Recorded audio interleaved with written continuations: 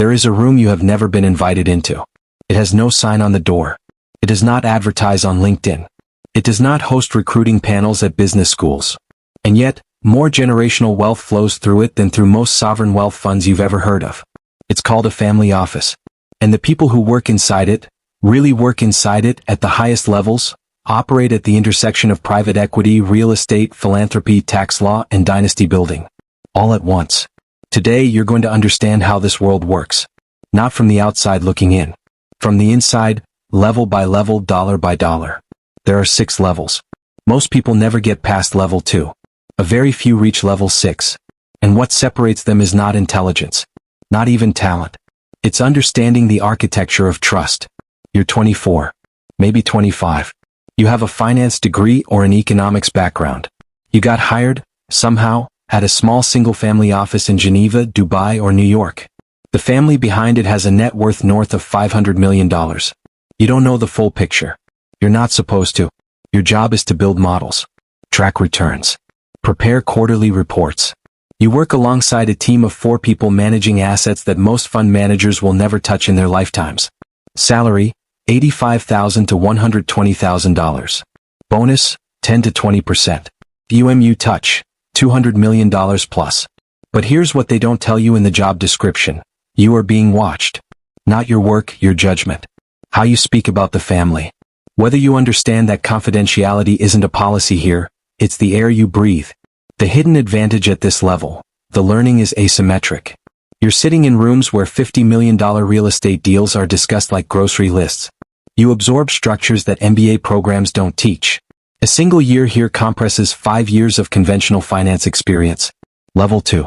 The associate, you learn the principles. 3 years in. You've survived. You know which assets perform and which ones the patriarch holds for sentimental reasons. You know which of the 3 adult children calls on Fridays and which one the family office staff dread hearing from. Now you're coordinating. You run diligence on a co-investment opportunity, a private credit deal yielding 11.5%, and you prepare the memo that goes directly to the principal. Your name is on it. That's new.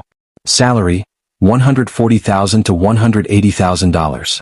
Deals reviewed 30 to 50/year. Approval rate, 5%. The hidden advantage here is counterintuitive. Saying no is more valuable than saying yes. A family office doesn't need returns, it needs preservation. The associate who develops a sharp nose for downside risk becomes indispensable faster than the one who chases yield. In a family office, the greatest gift you can give the family is protecting what they already have. The challenge, you begin to feel the weight of the family's psychology. Their fears, their rivalries, their obsession with not losing what took 3 generations to build. This is no longer finance. It's something older. Level 3. The director, you become a strategist. You're in your early 30s now. You've made a lateral move, possibly to a multifamily office, where you now serve 3 or 4 families simultaneously. Your book of assets under advisement, $800 million. You sit in on estate planning sessions with attorneys billing $1,200 an hour. You help architect the family's philanthropic vehicle, a donor-advised fund that will deploy $40 million over the next decade while generating meaningful tax offsets. You understand how these 2 worlds, giving and keeping, are actually the same conversation. Salary, $220,000 to $320,000. Total comp, up to $500,000. Advised, $800 million. The hidden system revealed at this level, deal flow is currency. Family offices don't go to banks for private deals. Banks come to family offices. Because they are patient capital. Because they don't need liquidity. Because they can move in 72 hours with a handshake where an institutional fund would take 6 months of committee meetings. You begin building your own network. Not of peers. Of principals. Other family office directors. Private equity managers who want a quiet co-investor. Real estate developers who need a discreet equity partner for a $120 million mixed-use project in Miami. Music, a single held note, then forward motion. Level 4. The CIO, you hold the map. Chief Investment Officer. You are now the person the family calls at 11 p.m. when a geopolitical event threatens their Turkish real estate holdings. You are the one who decides whether to hedge the currency exposure or hold.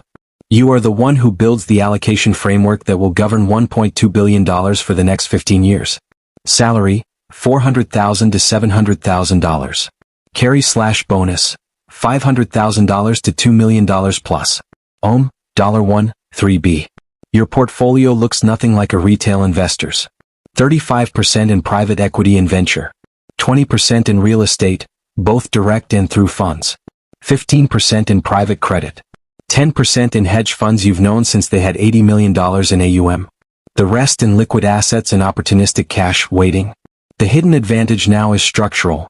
You see every major private deal that comes to market because you've earned it. A manager launching a $600 million buyout fund calls you first.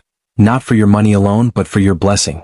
If you invest, 3 other family offices follow. At this level, you are not just deploying capital. You are validating it. The real challenge at level 4. Managing the family's time horizon against their anxiety. A patriarch in his 70s and a 35-year-old heir see the same portfolio through entirely different eyes. Your job is to hold both perspectives, and to protect the strategy from both. Level 5. The principal advisor, you enter the inner circle. There are fewer than a few thousand people in the world at this level. You are not employed by the family. You are retained. The distinction is everything. You advise 2 or 3 ultra-high net worth families, combined wealth north of $5 billion. You sit on the boards of their family holding companies. You help design the governance documents that will determine how wealth passes from the second generation to the third. You attend family councils. You mediate, quietly, when siblings disagree about whether to sell the operating business. Annual retainer. $800,000 to $2 million per family. Equity stakes. Occasional. Influence. Immeasurable. The hidden system at level 5. Your primary asset is no longer expertise. It is institutional memory. You know where the bodies are buried, metaphorically. You know which deal in 2011 created a rift that still shapes how the family makes decisions today. That knowledge is irreplaceable. Which makes you quietly irreplaceable. You have crossed from the world of finance into the world of power. They are related. They are not the same thing. Level 6. The master builder, you design the system. Level 6 is where most people's understanding of this world runs out. At this level, you are not working for a family office. You have built one. Or you have built the infrastructure that makes them possible, the administration platforms, the reporting systems, the legal structures used by 200 family offices across 3 continents. Or, and this is the rarest path, the family has made you a partner. Not an employee. Not an advisor. A partner. With a carried interest in the family's investment vehicles. With an allocation in deals that return 3.8x over 7 years. With a stake that, when one holding company sells a port logistics business in Singapore for $680 million, generates a personal return of $14 million. Total comp potential, $5 million to $30 million per year. Timeline to reach, 15 to 25 years. Reachable by, very few. The deepest truth of level 6, the master builder does not chase returns. They design environments where returns become inevitable. They don't find opportunities. Opportunities find them because they have built the reputation, the relationships, and the infrastructure that make them impossible to ignore. They have stopped working inside the system. They have become the system. The final insight, on power, money, and control. Here is what the family office world teaches you if you stay long enough to hear it. Wealth, at its highest levels, is not primarily a financial instrument. It is an information instrument. The family that understands deal flow before the market does. The advisor who knows which sector is quietly receiving capital 6 months before it becomes a headline.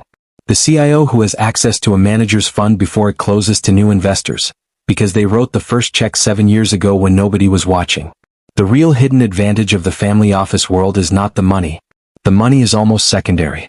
The real advantage is the compounding of trust, which, unlike financial capital, cannot be printed, cannot be replicated, and cannot be acquired quickly. You start as the person who learns the language. You end as the person who writes the rules. And the distance between those 2 positions is measured not in returns, not in deals, not in assets under management. It is measured in how deeply, and how quietly, a family trusts you with everything they have built. That is the hierarchy. That is the system. And now, very quietly, you know it exists. Kindly subscribe, share, tell us where you are watching from, and check out related videos on personal finance and career building. See you in next video.